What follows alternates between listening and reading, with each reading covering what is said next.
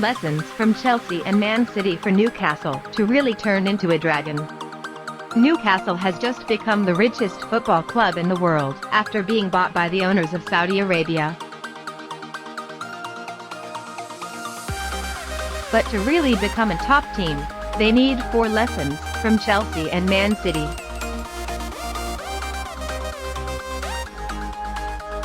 One, building a culture of success.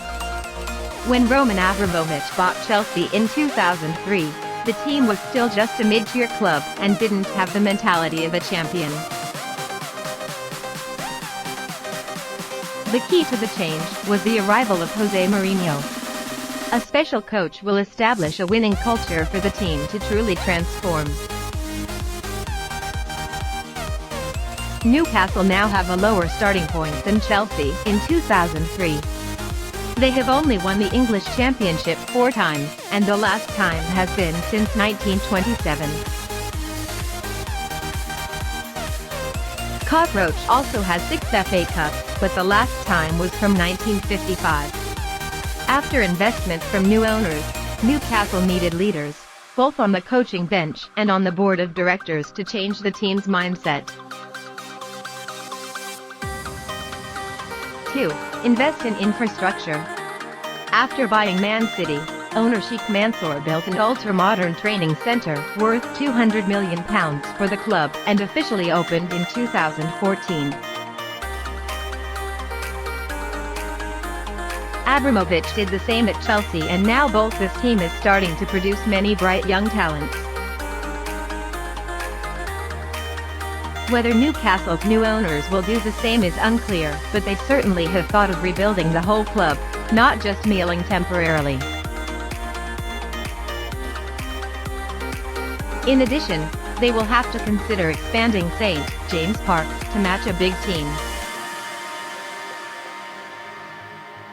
Even Liverpool have had to modernise their legendary Anfield Stadium to keep up with the times.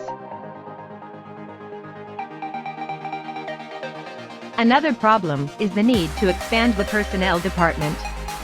Man City didn't even have the department in 2007. By 2010, they had spent more than £3 million on new offices and staff.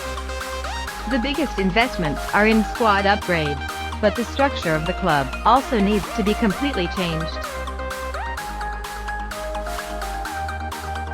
3. Global and local strategies.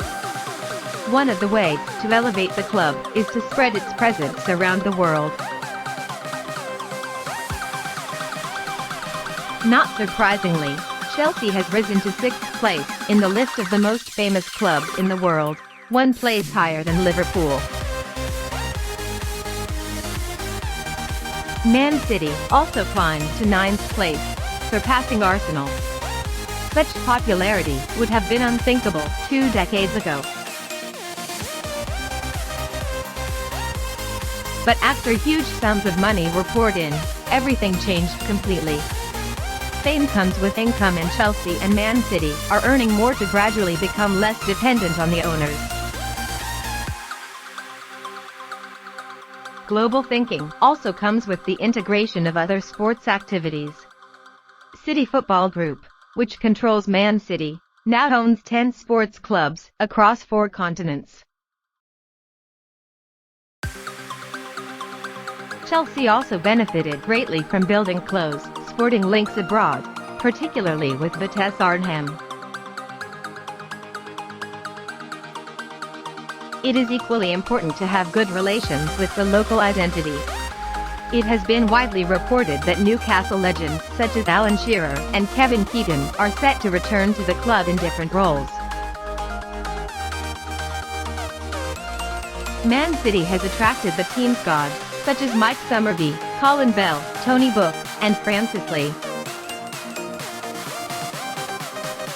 Chelsea did the same thing with past legends. In addition, both clubs place an emphasis on their community projects. Newcastle United will certainly look to develop their name overseas, especially in the Middle East. but perhaps they will not neglect to cultivate ties with their indigenous traditions. 4. Hiring well and patiently. According to initial information, Newcastle will have £200 million to shop in January, and their plan to buy stars is what many people are most interested in at the moment. The lesson from both Chelsea and Man City is to build for each phase to create a core group of players with the aim of shaping a lasting identity and culture. Chelsea have an immediate advantage with the John Terry Frank Lampard axis. Man City had to wait for leaders like Vincent Kompany, David Silva, Yaya Touré, and Sergio Aguero to come together. It's important to gradually recruit game-changing players for each phase. Robinho was an instant signing, so was Carlos Tevez. But people like Gareth Barry and Joe Hart are also important. John Purcell, a financial analyst at Visible, said, "No matter how ambitious they may be, Newcastle fans' expectations may need to be tempered a bit, as these are unlikely to happen in 1 year." Early one afternoon, Manchester City threw a mountain of money at the club, and it still took 4 years to find a stable framework. Newcastle are entering a tougher challenge. They will start from a lower base, and there will be no shortage of people who want to see them fail. Good decisions will not be enough. Those decisions will need to be reinforced with patience.